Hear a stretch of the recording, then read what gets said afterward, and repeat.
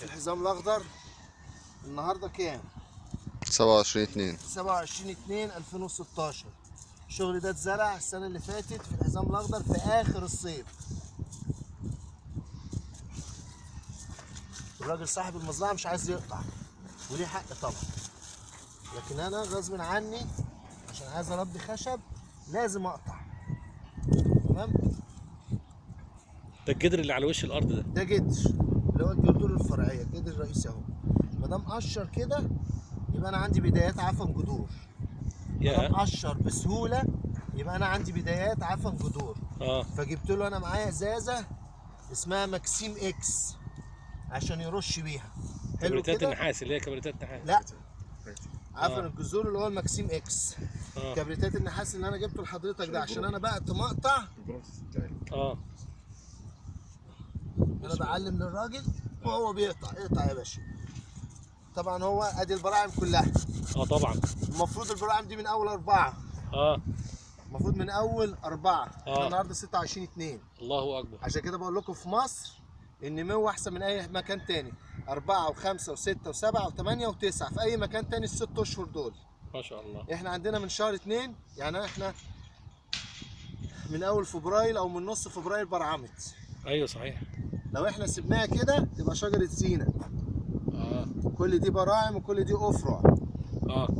لكن احنا كده هيطلع له افرخ ويا دوبك مدار الجدر بس اهو، بس مش اكتر من كده. دي اتقطعت اهو 26 فبراير.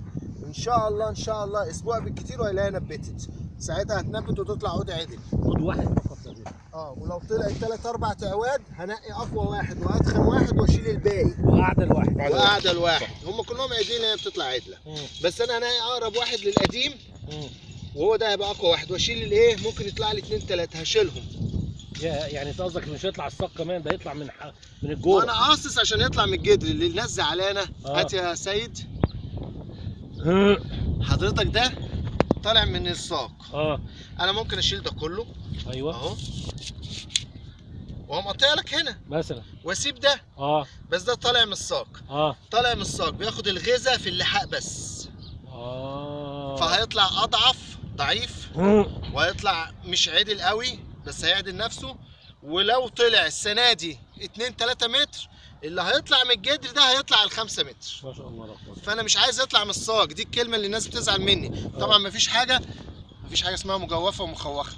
مفيش خالص. مفيش مجوف ومفيش مخوخ. دي مهمه جدا دي. دي عمر شهرين نمو اخر الصيف. انا طبعا اللي بيصورني صاحب المزرعه.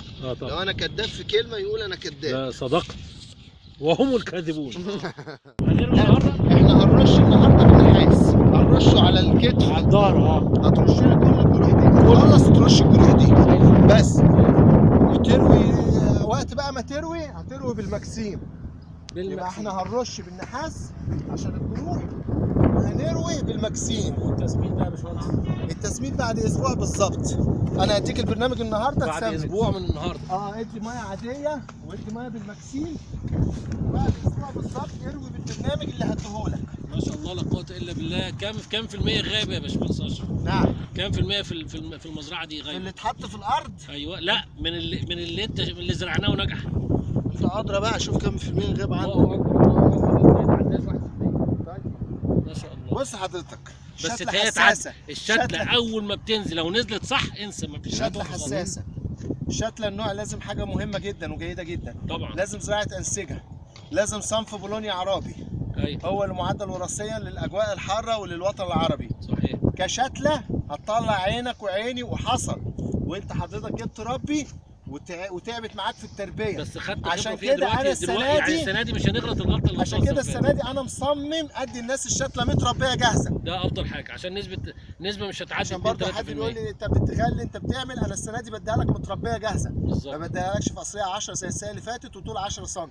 السنه دي بديها لك في قصريه 15 سم جايبها من بره. هتشوف القصريه شكلها ايه. ما شاء الله. والطول مش اقل من ربع متر. هديها لك زي دي. ما شاء الله. تمام. يعني تنزل في الارض تشتغل على طول. تشتغل في الارض على طول. احنا مهمتنا اقطع يا باشمهندس مطرح ما قصيت. احنا مهمتنا اوصلها لك الارض المستديمه. انت بقى زرعتها في الارض المستديمه، عملت معاك ايه في الارض المستديمه؟ الله اكبر، الله صواريخ أكبر. وشغل وقوه. الشتله اللي بتنزل سليمه ما بتعديش بفضل الله سبحانه وتعالى. احنا بنقول اهو النمو من اول 4 الطبيعي لاخر 9 6 اشهر. في مصر من نص فبراير اشتغلت بفضل الله. اول ما يجي السحاب، اول ما يجي شمس بتشتغل ما شاء الله. انا هعمل واحده من كل صف كده كايه يعني